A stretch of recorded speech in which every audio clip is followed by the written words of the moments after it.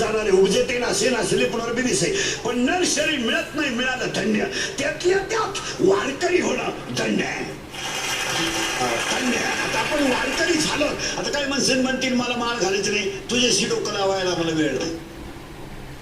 काय झालंय कमी बुद्धीच्या माणसांनी धर्मविरोधी वागायचं आणि चांगल्या धर्माला नाव ठेवायचं याला विद्वान म्हणतात. मालित म्हणे 108च का आम्ही 960 घालो तुला काही त्रास होतो काय तुला कीर्तनकार खंबार का बांधतो तो मुटका बांधील तुला काय करायचं. पण प्रश्न असं झालाय ज्ञान झालंय कमी आणि अहंकार झालाय जास्त आणि अहंकार झाल्यामुळे त्यांना तर कळ हे कोणतं सांगा लोकांना कळत नाही हे सुद्धा कळत नाही आपल्याला कळत नाही हे सुद्धा कळत नाही. त्याला माऊलीने उत्तर दिलंय जगात सगळ्यात श्रेष्ठ पाप जर कोणतं असेल तर कोणत्याही कामावर संशय घेणं याच्यासारखं दुसरं पाप नाही. संशयावणी थोर आणि पाप नाही घोर कधी देणार.